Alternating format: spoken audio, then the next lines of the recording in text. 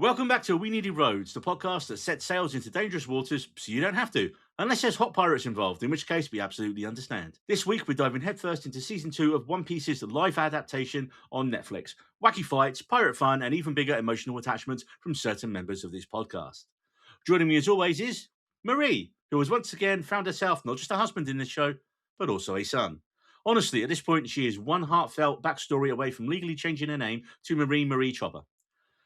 David is here too, our resident One Piece scholar, a man who has watched more than only can be described as, 7,000 hours of the anime? You cannot describe me as the One Piece scholar. I've not. Comparatively, you I are. watched the anime whilst in bed to fall asleep to, but that sounds like I hated it, but I really loved it. I've not even touched the surface of it. Well, and then there's me, who, I like season 1, I had a good time. I thought it was fun. I didn't spiral into a full-blown personality transplant over it, but I just thought it was fine. I honestly could not remember anything about it until I started watching season 2. I was like, stretchy pirate arm guy, shit, wants to be king of the pirates. That was about it. That's all that really kind of stuck in my brain from season 1, which was a good couple of years ago now. So the main question is, does season 2 deliver the booty, or are we about to mutiny? Grab your straw hats, eat your devil fruits, and set sail with We Needed Roads as we get into the good, the bad, and the what the fuck moments from season 2 of One Piece. Cue the music.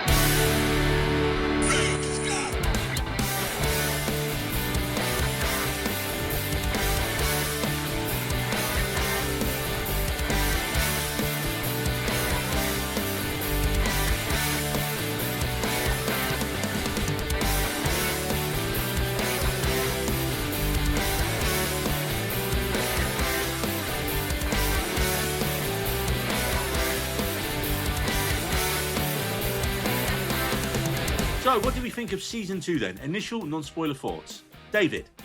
Yeah, really enjoyed it. I loved that they properly lent into how just weird the anime is. Like, it's a weird anime with lots of real wacky characters, and they just did not shy away from really just going for it. It was like season 1 was like, we'll just see what everyone's like if we can do this, and then this season they're like, yeah, fuck it, everyone loved it.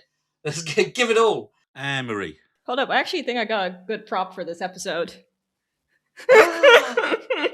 I need something weird now. You guys pointed this out on one of my photos in my living room. I thought, this is One Piece enough. I love This it. doesn't really work. No. Not the right time of the year. I've got my nail cap somewhere. Yeah. No, that's for horror, David. Here That's we for go. horror. Here we go. People at home can't see. For audio listeners only, Marie is wearing, what is that in your head? Is that a It's crab? a crab. Crab hat. Okay. It's a crab hat. And David has got what looks like a giant... No. Foreskin. Does Yeah. this will be David, my devil foreskin. fruit power? I'll just turn into What? Neil. I thought you said your devil fruit power would be turned into a giant foreskin. I would be that lucky to get a shit one like that, wouldn't it? Marie, thoughts on season 2? Yeah, I mean, this shouldn't work. Like, when I first heard that they were adapting One Piece into a live action, I mean, I've made my thoughts on live action adaptations, clear in the past. I usually hate them. But for One Piece, I didn't have any, preconceived notions going in, because I know the manga and the anime is well loved. However, that is a mountain that even I don't think I can tackle. I think the manga would bankrupt me, and the anime, yeah, that is just daunting. So I'm very impressed that David is even attempting to tackle it. And yeah, it's just such a fun ride. And I do agree with David how they just lean into the wackiness and the strangeness of this world, and it still works. You don't once think, oh, that's a little bit out of place. It just works, and you just roll with it. Yeah, I mean, I thought it massively improved on season 1. Like I mentioned earlier, season 1 didn't make much of an impression on me. I enjoyed it while I was watching it, and then it was gone, consigned to the pile of streaming wasteland. But with this season, I was hooked from the first episode. I binged this whole thing on back-to-back nights. I did not watch anything else until I had finished season 2. I don't think it was by any means perfect, but I really think it leaned, like you say, where season 1 kind of had, you've got the drama, then you've got the action, and you've got the comedy and the wackiness, and it's which one certain characters were more into one field it definitely felt a bit more serious. It's weird to say that, but it felt more serious compared to season two. Season two was just wacky fun the whole way through. Like from the get go, I was like, I'm just in. This is fun. It's bright. I love watching shows that are well lit and bright, and you're just like, oh yeah, I can see everything that's going on. And yeah, it looked a million times more expensive than season one and was just visually spectacular. So let's get into the good, the bad, and the what the fuck from season two of One Piece. The first good I want to talk about is Welcome to Island Hopping, and it felt so much more piratey in like a really good way because as the season progresses, they make their way to different islands, different kingdoms throughout the Grand Line, and in the best possible way. It felt like you were playing a massive open world pirate RPG game, where the side quests are plentiful, and you're not even really fussed about the main narrative, really. Oh yeah, Luffy wants to be king of the pirates. That's like 10 seasons down the road where that might happen. It's all side quests and stuff getting in the way to prevent you from getting there. And you don't care when a side quest is so much fun. It feels like you were looking at a big open world map on a game. In fact, add more maps in on the screen. Maps on screens are always good. Yeah. None of the episodes felt like filler. Even though, like, none of the story felt like filler. And it was all building the Baroque Works sort of organization, who they are, the introduction of all like the sort of mini villains before the big villain reveal at the end. It was like a slow burn of that build. I enjoyed that. That's all I have for now. And Marie, your first good, as David's brain has clearly fallen out of his ear. For me, I think it's the costume design and the set design. I mean, it shouldn't work, but it does. Like, I mean, there's in episode 1, I think there's someone who has a hairstyle in the shape of a coat hanger, and you just don't question it at all. And it's just so vibrant and beautiful, but it's still like, it still looks cohesive. It's not like just this like random tapestry of like weird wacky patterns. Like, it still has like this cohesive look to it, and it really works in the world. And I really admire the costume designers taking these wacky images from the anime and from the manga and translating them into live action and making it work so well. Everything just looks so stunning and it's really good. But I did think it was funny how Zoro kept mocking how this one Baroque Works character was dressed. And I was just like, this is One Piece. A kid wearing a crown shouldn't be that out of the norm. Like, dude, you've got green hair. Like, it's so I thought that was funny where I'm like, you can't really mock how people dress here. Everyone just expresses themselves freely. That entire action sequence, that is the choreography that must have been involved in making that work. Action sequence, David?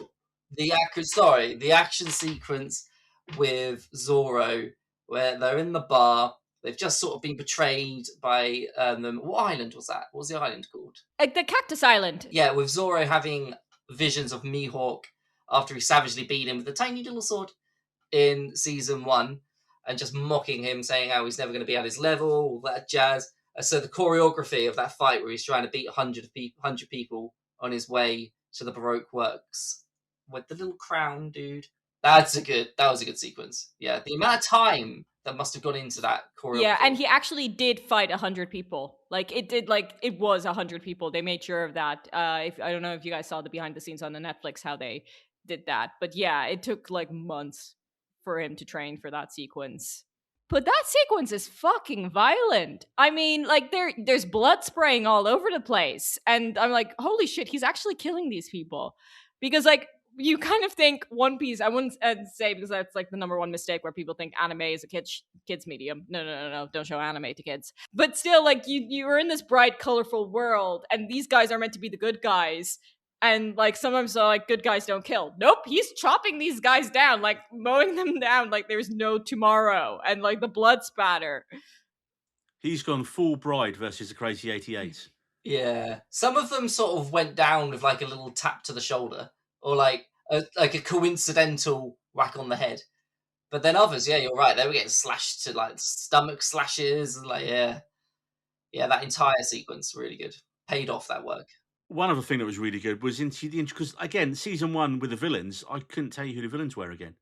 There was the clown guy, and that was about it. That's all I can really remember from season 1.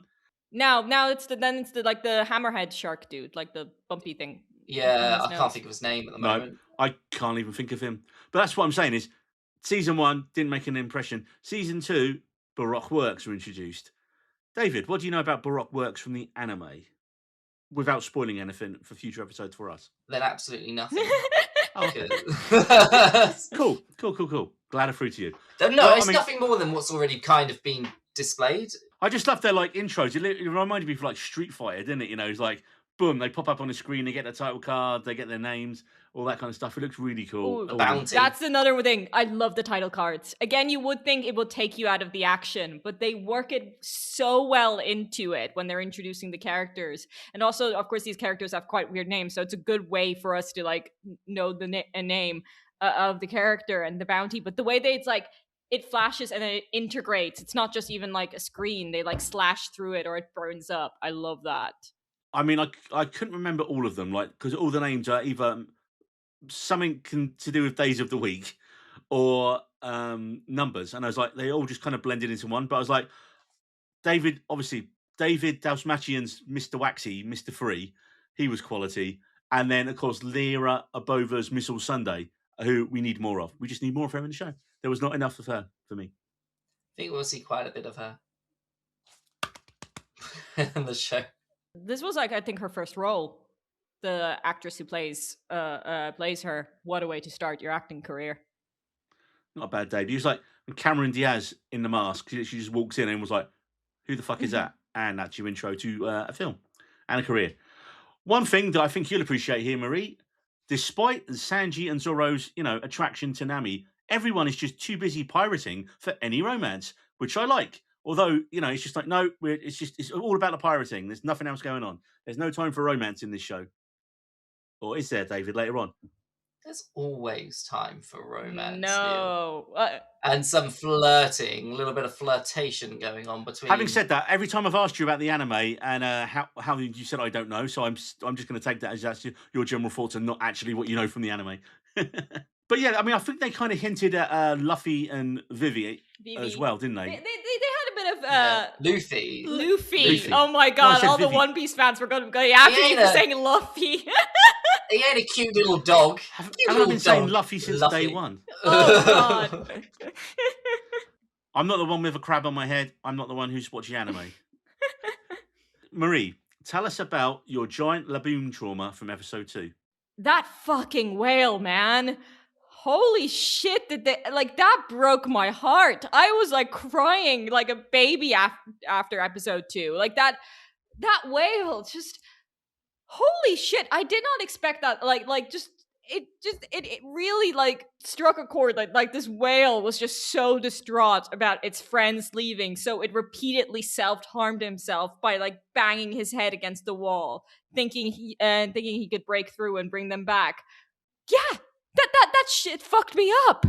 It's an incredibly deep fucking episode about a whale. Like, while characters are stuck inside of it, like it's just and you felt every ounce of its sadness, like what it was going through, and you just wanted to help that whale. You wanted to give it a big little cuddle. Yeah. Big cuddle, because it's a whale, David. Yeah, but I'd be small. I'd just get his little like. And the fact that like you had to just sedate it so it would stop hurting itself, and it's just like the flashback sequence where just the progression like got worse and worse, and the whale got even more scars. Like, why? Why would you do that to us? But it's a happy ending because he becomes a straw hat. Yeah, it has a cute ending, and or does it? Do we see it again because it's a straw hat whale? It'd be nice to see it again. I mean, they mentioned going back to it. I don't know whether they do. Hopefully they do. Like maybe. Yeah, I mean, otherwise they're terrible friends. Otherwise, I'm hoping in like the finale of One Piece, whatever it is, they all like everyone that's ever like been involved just somehow comes together in like one big, like all of the straw hats from like that they've accumulated. I don't think that's even after they've left. It's I really possible. don't think that's possible. Dude, you've seen the show, right? Fucking Yeah. anything's possible. So staying on the laboon thing, I mean, come on, a giant whale looks amazing, but that whole episode, I thought the CGI was amazing. I recently rewatched the first 3 Pirates of the Caribbean films because why not? And when they did the whole upside down thing and going over the edge and all that kind of stuff. I thought this was on a par with that. And this is a TV show. I know it's a movie from like, I don't know, 10, 15 years ago now, if not longer. But I just thought the CGI in that was the reverse mountain sequences were, yes, there were certain shots where you're like, yeah, they just stood on the stage going, hey. But I still thought it was really, it looked amazing. I was totally in it. I think they spent a lot of CGI on certain moments and less CGI in other moments. And it's obvious when it was spent on that less moments.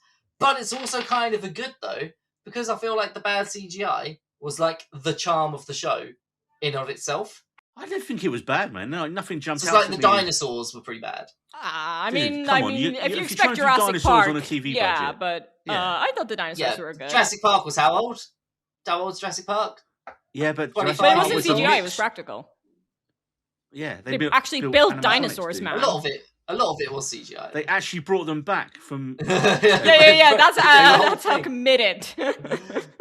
One Piece relies quite a lot on practical sets. I mean, the Mary is like completely built. Like they built that ship and a ship as a set, which is also incredible to see the behind the scenes. Yeah, there was a video I saw like I think yesterday or the day before, and it was the actress who plays Nami.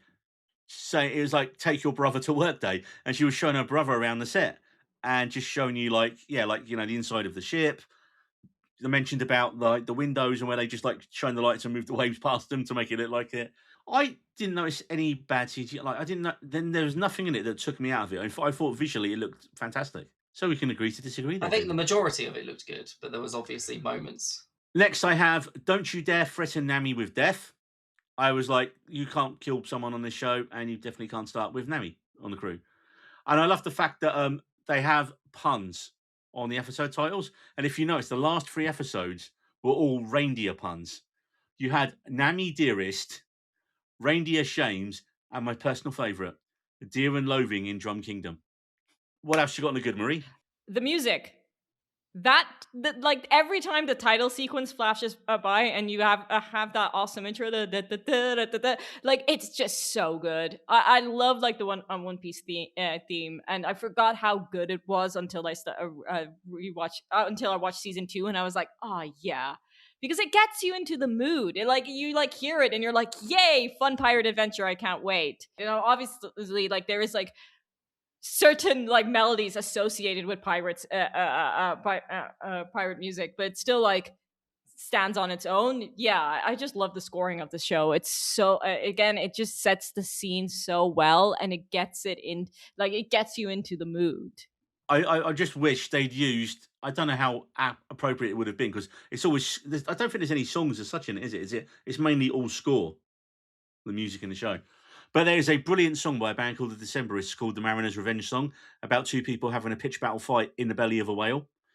And the song is about 15 minutes long. It's just like this story on 3 chords. But when I saw the band do it live, they let go a giant inflatable whale over the crowd.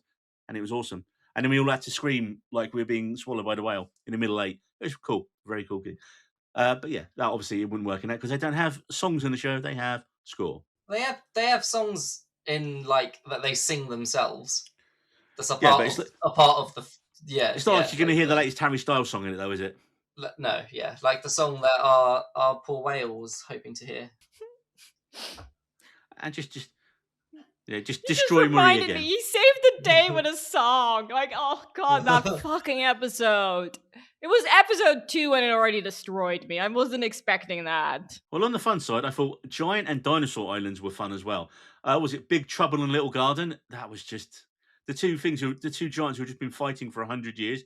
Was it Dory and Brody? I loved them. That scene was just so like, man. Like the fact like these 2 giants are fighting and Usopp and all the other guys are just going insane and Nami's just sitting there like, and I could like see that with you guys where you guys would be like cheering on and I would be like, the fuck is happening here? Like, talk it out, guys. Giant Vikings need to fight to the death, Marie. It's just decided. And then the fact that they didn't even know why they were fighting, it's just I loved like the zaniness of that, where they were like, no, we have to fight every day, we just don't know why. And the fact that there were the 2 only giants on the island, so they could have been friends, but no, they wanted to beat each other up. I want to know how those fights ended in draws. whether they just knocked each other out each time and then like back up the next morning. Oh, best get back to it again. It's Wednesday. Let's fight. What else do we have on the good? Usopp. Go, Usopp, yeah. So Usopp in season 1 was one of my least, or definitely the least favorite of the entire crew. In season 2, he was by far my favorite character on the crew. Really? I freaking loved worst Usopp. to best. Yeah, all of his like annoying sort of character traits, his like cowardliness, or his like, because he's brave but in like a cowardly way. And it's how he was properly used and portrayed in the show this time around. All of a sudden, his scenes, whenever he was in it, became one of the best scenes in the show. His dialogue that he was given became some of the best dialogue in the show. He went from 0 to hero. I mean, I think we all kind of know that that person, like, who likes to like oversell themselves. I know. I mean, I've known a couple of guys like that, but I agree with you. Like the transition this guy it goes from, and then like, instead of like telling the story to actually becoming the story and like standing up for his friends. I agree, because I also really did not vibe with him in season 1, and he became so lovable by the end of this series. I only remembered he was really annoying when you said he was really annoying there, because I didn't remember him barely at all from the first series. Yeah, he's just, I'm Captain Usopp, and he's got his storyline with the woman that's like trapped in a castle. It's not great, but this season, freaking, I love the man. I needed more Usopp, even though you feel like you got a decent amount of him. I needed more. That was what it did well. It really split the timings well amongst the main cast, didn't it? You know, everyone got their episodes to shine. Everyone got their hero moment as well. Whereas, and because it's easy to just give, obviously Luffy's the most powerful of them all, so it's easy for Luffy to just solve a lot of the conflict that's happening. So to have conflict that Luffy doesn't solve is really smart. It's really well written. I agree, and I think we can like talk about Luffy Luffy, because Luffy, for me, it's like he's that character like and Nami even says it, like he's the, like, when shit goes down, you want him there, you want him like there, but they do it in such a like good way, like because they do put him through shit in this season, and the fact that he like always still just remains optimistic, but to the point that it doesn't also become like annoying. Like it's like where you just like, it's no, dude, it's time to bring it down a bit. Like this is not like a laughing matter. No, and like the one few times where you see like Luffy get nervous or sweat, you're like, oh shit, this is actually bad. Things are getting down. And I mean, that's like a testament to Oda, who wrote the manga originally, like creating this incredible character, because I mean, I think this is like a very loyal adaptation from the anime and the manga itself. But this character, yeah, I think he is like, I mean, one of my favorite characters there is, because it's just like, you know, like you're safe with this person, like, you know, like even when things are bad, if he's there is always hope.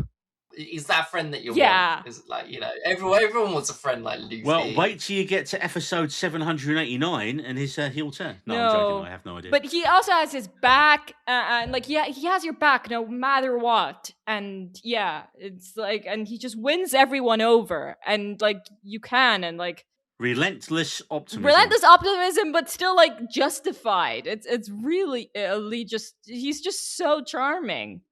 Well, from charming onto the bad. Now, David, what did you not like about season 2 of One Piece? There wasn't a lot. The CGI that I'd already mentioned, which was kind of a good anyway, in how it was done. Which we're going to mention in a while, yeah. I didn't really have much bad. I really enjoyed it. So my number one was Vivi walking into the village thinking no one would recognize her without a single bit of disguise. Like, girl, you've got bright blue hair. Like it's I thought that was a bit. And when like when she was just like, oh, you recognize me, and I'm like, yes, girl, you're very recognizable. You're got bright blue hair and you're gorgeous. Like people like know you're a princess. Just like, so I thought that was. She's a Bridgerton girl. Yeah. She was the diamond of the season. Exactly. which is news to Neil because he doesn't watch Bridgerton. Like this was the first time I think he's seen her. So that's I thought where I was just like, oh, okay, she could have disguised herself better. That was like the little thing where I was just like, oh, that's a bit too convenient for the plot. Yeah, she shines way too bright not to get noticed. Yeah. Smoking's not cool, kids. Captain Smoker. He double mouth fists 2 cigars in almost every scene. And that is a phrase I never thought I'd have to say anywhere, ever. Yeah, but Smoker makes it cool. Yeah. Because he's Smoker. He makes smoking cool again. Right, yeah, but And smoking's much cooler than vaping. I mean, let's face Oh it. yeah. Especially when it's a cigar. No one wants to be vaping. Cigarettes are shit as well. Also, no one if wants to see you're that. I will that say, attractive. A fat ass cigar, like boom boom. I will say that is very imitatable behaviour, though, because when me and a friend saw Independence Day when we were kids in the cinema, and Will Smith beats up the alien, and then he's walking and he gets his cigar out. What did we go? We went straight to the pub and bought a cigar afterwards, and we were like, "Yeah, we're cool. We're Will Smith in Independence Day," and then we coughed our lungs up because it was horrible and terrible. No, but yeah, I'm not sure where Smokey and Takeshi's storyline is going, because you have that nice little scene where she meets Zorro in the sword shop, and I was like, okay, that's cool. But it only felt like we spent a couple of minutes with them on a B story each episode. And like, yes, they're supposed to be hunting down Luffy, but they're also fighting Baroque Works as well. So will that make them allies at some point down the line? I mean, I have a theory with One Piece that it's going to be like the Fast and the Furious franchise, where every time you get a really great villain, at some point they'll just eventually join the crew. Who knows, Neil?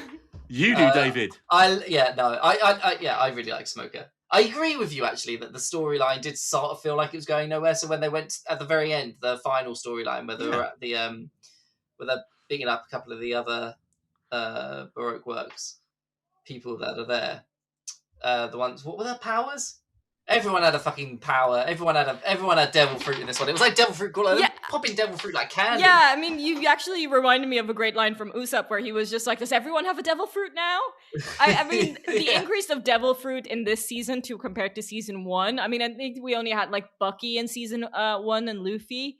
Here, like every episode, like nearly everyone from Baroque Works has a devil fruit. They're handing them out. It's the Grand Line. It's scary shit in the Grand Line. But do you know what works well with it? In a lesser show that's not as well written and is not as well acted, so you'd be like, great, it's just Deus Ex Devil Fruit. It's their excuse for everything. Oh, it's a devil fruit.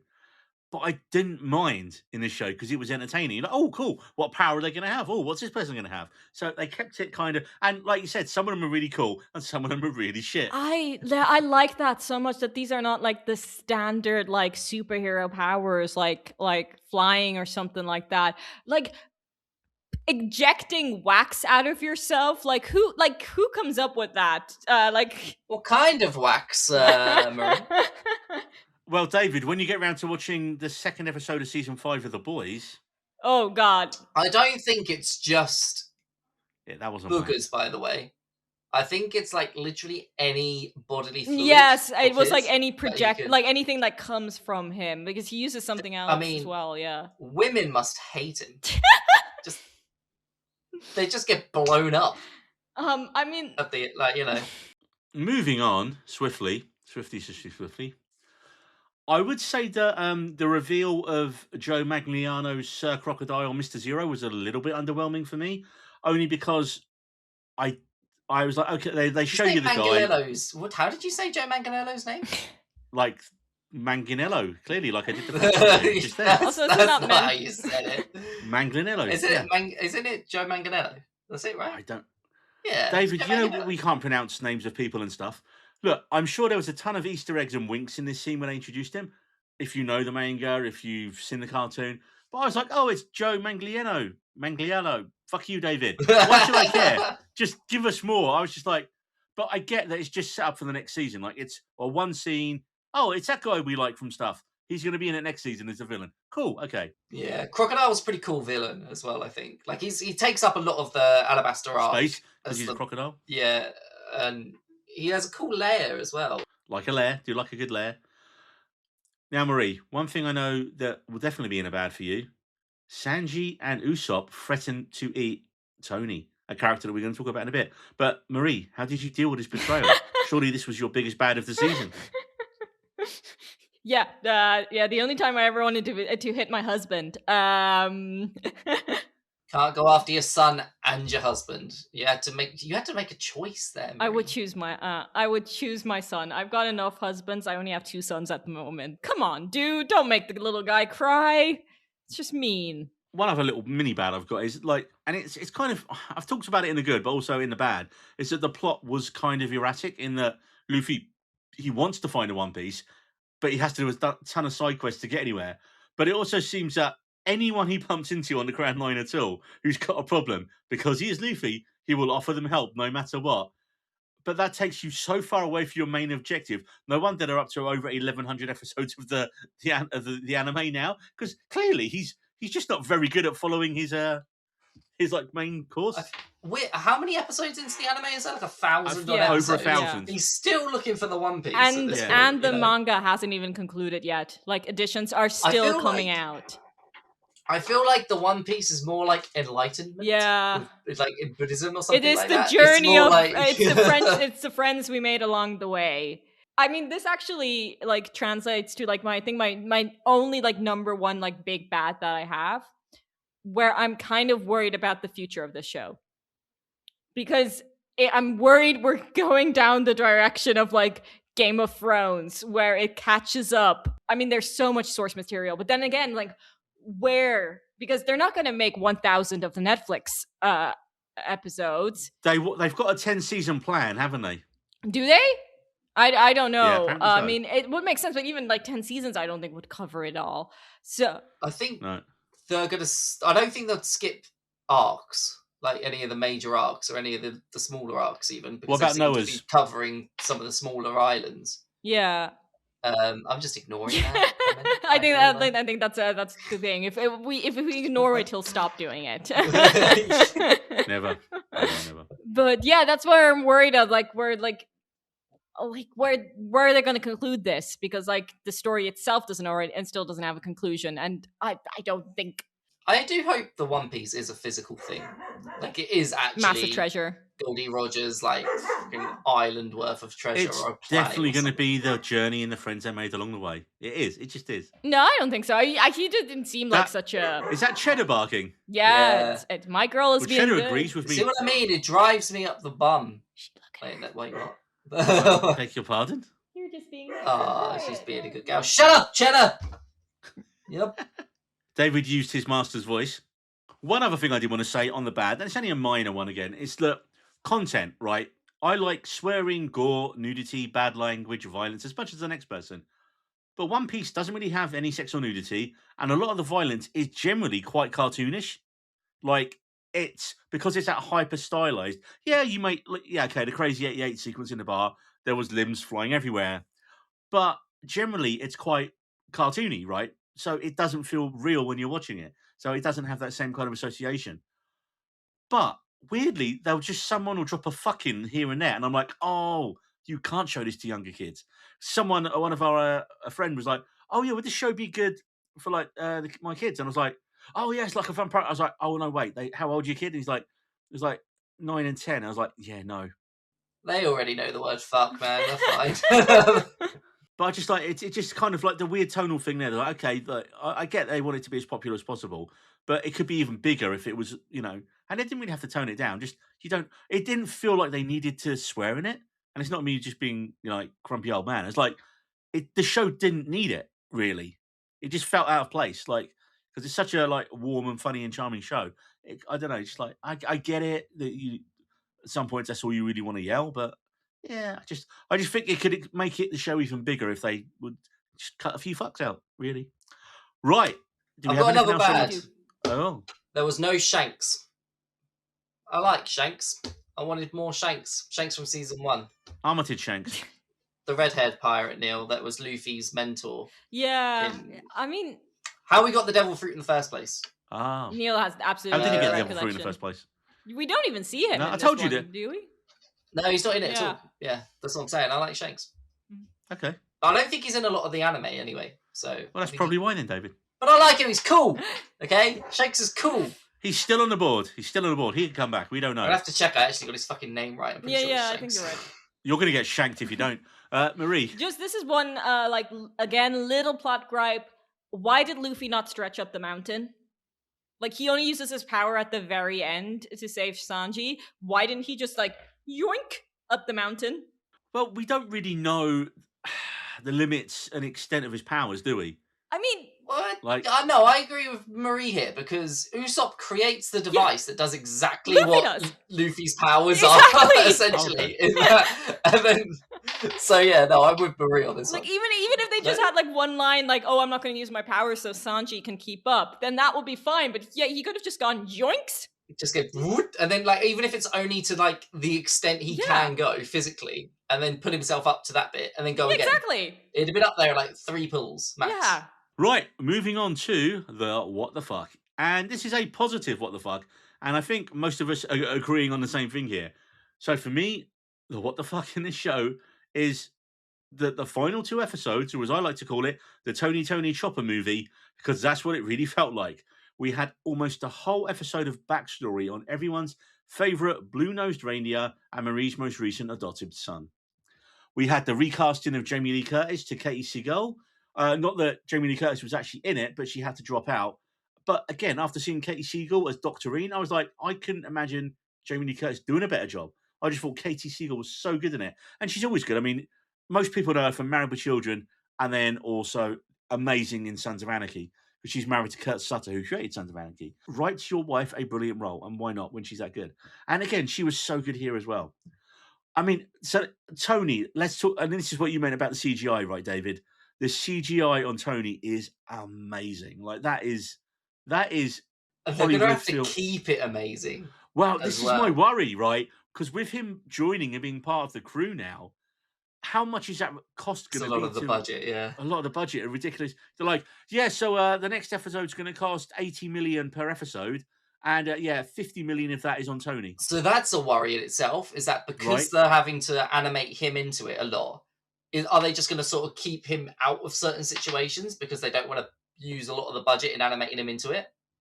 Or just lots of shots of him from behind. Yeah. Although, that's another bad for me.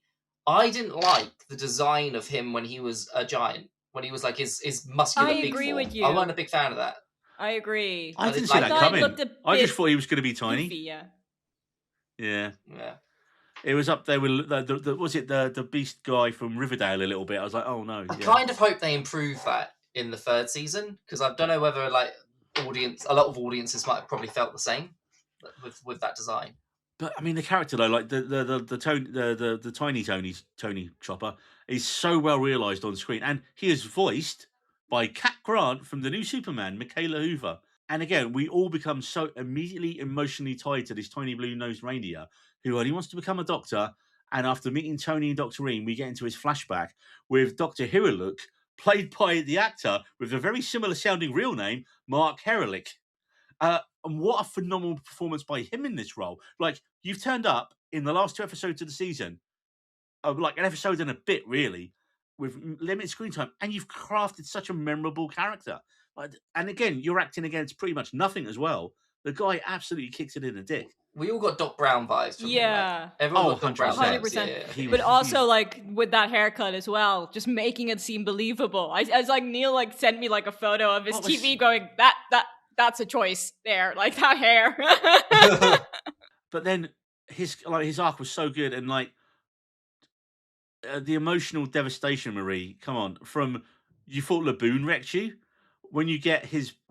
Yeah, I mean, yeah, exactly. You thought the whale fucked me up. When you get to Chopper, oh man, never since like Baby Yoda did I care for like a CGI being that much, and I think more like Baby Yoda is like dropped down there, like Chopper like topped it up. But oh my god, this thing, like, you just fall in love with it instantly, and not only is it cute, it's just like the fact that he actually like he killed him by giving him poison mushrooms. Jesus fucking Christ, that's dark. That is just The lie he tells Tony, and Jesus, how yeah, he I like mean, appears like completely like beaten up and battered and like bloody, going like, I got the mushroom to save you. And like we all see the mushroom and we're like, that does not look like a life-saving mushroom. And so dark. It might as well have had a skull and crossbones on that mushroom, you know? Yeah, exactly. Oh, well, it's when it says to them, he goes, oh, yeah, no, that's... And he's explaining it, like, really happily about it. And they're like, oh, no. Oh, no, no, no. No. Or when they like... I was going to say break up, but I don't think that's the right word. But when he, like, pushes him away and kicks him out. Oh, God. That just... Because he's dying. In the anime, it's like... It's kind of... This is the only time I'm going to say in the anime. It's kind of worse. Because... the crying that Chopper does, like, it's like episodes worth of just pure crying from him. It's like, yeah, it's like of all of the things I can remember from that sort of story, it's just the amount Chopper cries and how like it hurts you inside. His crying. I mean, it still hurts. Like it's. I mean, the voice actor. I mean, she did like an amazing job because. Like the crying, because like for me it was like, I mean, I think you only get like one like proper crying scene, but like the episode 6 when he sees the cherry blossom snow in the sky and then just breaks down, that cry like sunk into my soul. That was just, my heart broke into like 100 million pieces. I was just like, and then the fact that like Zoro was like the tough guy who like just walked over and comforted him, and it was just like We've broken Marie again. It was that cry literally broke me when he saw the cherry blossom snow, like giving people hope, and like the pink snow, and it's just like, yeah, that like gut wrench, like it just hit so hard. So, David, you're what the fuck? How is everyone so jacked in this? Like, so jacked. I think they hired Marvel's workout people, Kumail Nanjiani, and went, no, but all of you have to do this. Is that actually a thing that they did? Because I don't know. I believe it. But honestly, it's like they went away. It was like a Bridgerton glow up. Yeah. It was like they went away and they were like kind of kids. They come back, and there's the one scene where Luffy's jacked and they proper ripped, and then you got Sanji in the background. He's like, bam! You think Luffy was good, bam! Yeah. And then everyone knows Zoro's packing. Yeah. So that sounds like I'm talking about his Willy. I didn't. It really does. We already know what your pirate name is, David. So Let's just say he has a 4th sword. We all know. But wow, like everyone is super. I mean, the amount of work they must have gone into like shaping themselves in that way for this. I'm assuming just for these roles as well. Yeah. Like, because no one does that for fun, like for their own health.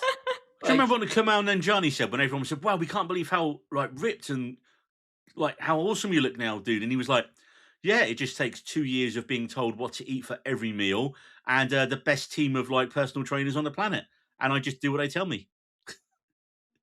And then I think it's like for a film no one went to see. I love that David brought this up, not I did. I mean, I did like share an image of this into the chat where I was just like, I watch One Piece for the plot, where it was just like the scene where they're all shirtless, and I'm like, did not expect this, but I'm here for it.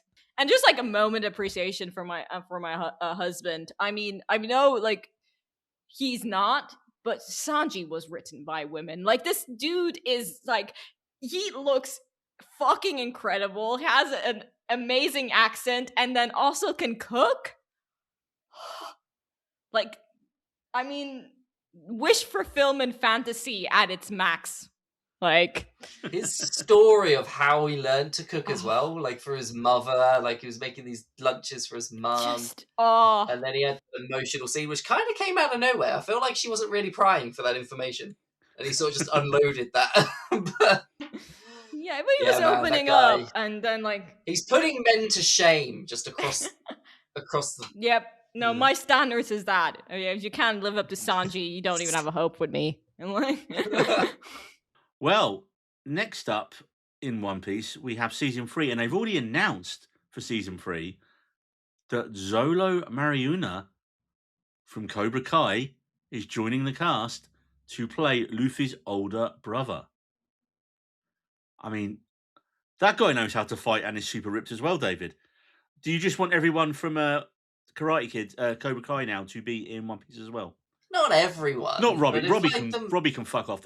I'm sorry. Robbie is a terrible actor. That kid. He is just not good. Hey, he just needs a chance. Just give He's him had a one. chance. He had 4. He had how many seasons being the co-lead? He was bad. No. Some people just can't act. Who was the girl who came into the last season of Cobra Kai and was like a ridiculously 15-time world champion at all these major martial arts? Oh, she's actually an martial art. Yeah. And she's a social media person as well, yeah. She's incredibly attractive, though. That girl. Yeah. I know the one you're on about. Yeah, I mean, well, perfect to join the rest of the cast of One Piece then. Oh, yeah. But that is tremendous casting. I mean, they already do look like brothers. Also, obviously, in season 3, we also need more Tony Chopper. But we don't want too much of him because obviously he's going to cost a fortune and probably bankrupt the show. So if you just get the Tony Chopper merch out there now, that will pay for the next couple of seasons probably. Just So, a life yeah. size. I want a life size one. Life size small one or life size big scary one? Life size small cute one. Well, that's all the time we have on this week's episode of The Good Ship We Needed Roads. I'd like to thank my fellow pirates. Marie, where can people find you online trying to abduct Tony and Sanj?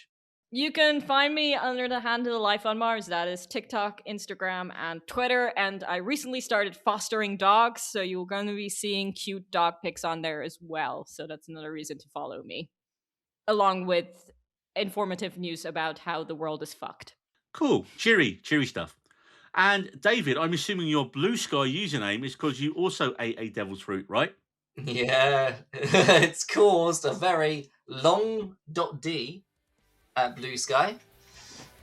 And you know what? Of all the powers I could have been given, I was okay with it. And then... And where else can people find you can also check me out on Instagram at We Needed Roads. And if you want more We Needed Roads nonsense, you can find us everywhere. We're on Twitter at Needed Roads, Instagram at We Needed Roads, and TikTok at We Needed Roads Podcast. And you can follow me personally at Neil_Gregory78 on Instagram and Threads. Head over to Threads, people. It's great. It's my favourite echo chamber on the internet at the minute. And We Needed Roads is available on all major podcast platforms. We'd love it if you subscribe to us on YouTube and gave us a follow on Spotify, where you can see the full video episodes as well as hear us. And remember, soon a monster will appear. Please don't hurt him. He is my son. We Needed Roads. What do you